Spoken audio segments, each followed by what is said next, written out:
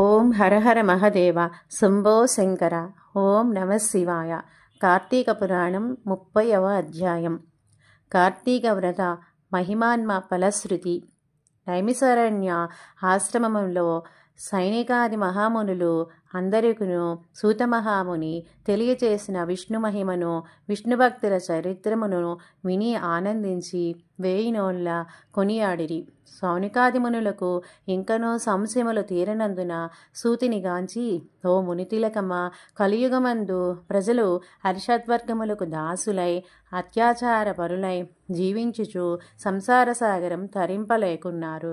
అటువంటి వారు సులభముగా ఆచరించు తరుణోపాయం ఏదైనా కలదా? ధర్మములన్నింటిలో మోక్ష సాధనకు అపకరించు ఉత్తమ ధర్మమేది?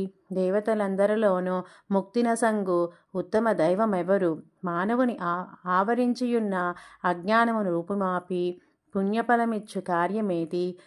ప్రతిక్షణం మృత్యం వెంబడించు మానవులకు సులభముగా మోక్షం పొందగల ఉపాయమేమి?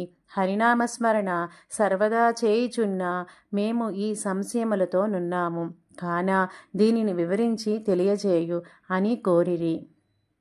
అంత సుతుడా ప్రశ్న ఆలకించి, ఓ మునులారా, మీకు కలిగిన సంశయములు తెలుసుకొనవలసినవి.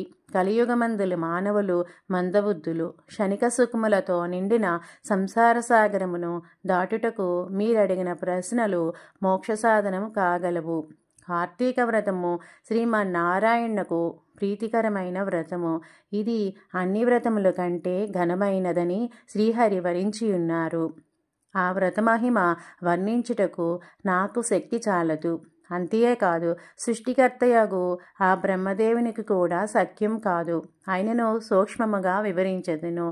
కార్తీక మాసమందు ఆచరించవలసిన పద్ధతులను చెప్పుచున్నాను, శ్రద్ధగా ఆలకింపుడు. కార్తీక మాసమున సూర్యభగవానుడు తులారాశి అందున్నప్పుడు శ్రీహరి ప్రీతి కొరకు మనకి ముక్తి కలుగుటకు తప్పనిసరిగా నదీ స్నానం చేయవలను. దేవాలయానికి వెళ్ళి హరిహరాదులను పూజింపవలను. తనకున్న దానితో కొంచెమైన దీపదానం చేయవలెను. ఈ నెల రోజులు విధవ వండిన పదార్థములు తినకూడదు.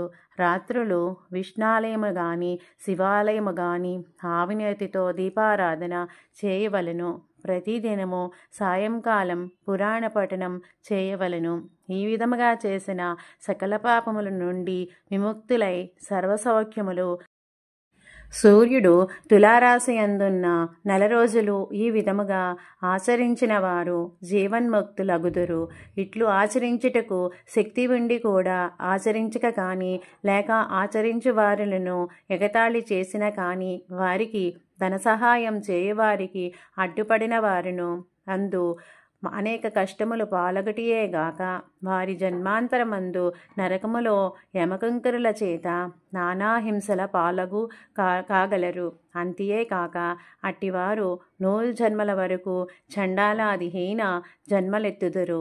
కార్తీక మాసములో కావేరీ నదిలో కానీ, గంగా నదిలో కానీ, అఖండ గౌతమీ నదిలో కానీ స్నానమాచరించి ముందు చెప్పిన విధముగా నిష్ఠతో ఆచరించినను ఇహమందు సర్వసుఖములను అనుభవించటయేగాక జన్మాంతరమున వైకుంఠవాసులగుదురు.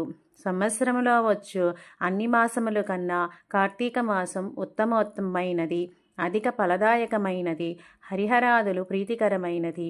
కనుక కార్తీక మాస వ్రతం వలన జన్మజన్మల నుండి వారలకున్న సర్వ పాపములు హరించి మరుజన్మ లేక వైకుంఠమందగలరు.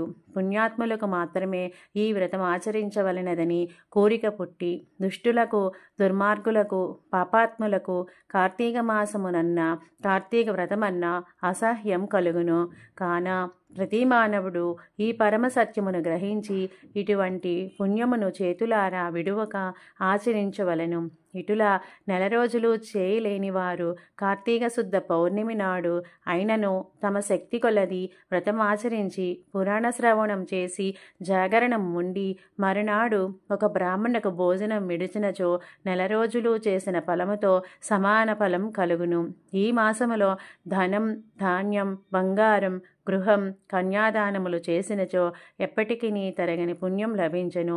ఈ నెల రోజులు ధనవంతుడైనను బీదవాడు వాడైనను మరెవ్వరైనను సరే శ్రీహరినామస్మరణ చేయుచు పురాణములు వింటూ పుణ్యతీర్థములను సేవిస్తూ దానధర్మములు చేయుచున్న ఎడల వారికి పుణ్యలోకమపును. ఈ కథ చదివిన వారికి వినిన వారికి శ్రీమన్నారాయణుడు సకల ఐశ్వర్యములు ఇచ్చి వైకుంఠ ప్రాప్తి కలుగచేయను. ఇట్లు స్కాందపురాణాంతర్గత వశిష్ఠ ప్రోక్త కార్తీక మాహాత్మ్యమందలి 30వ అధ్యాయం సమాప్తము.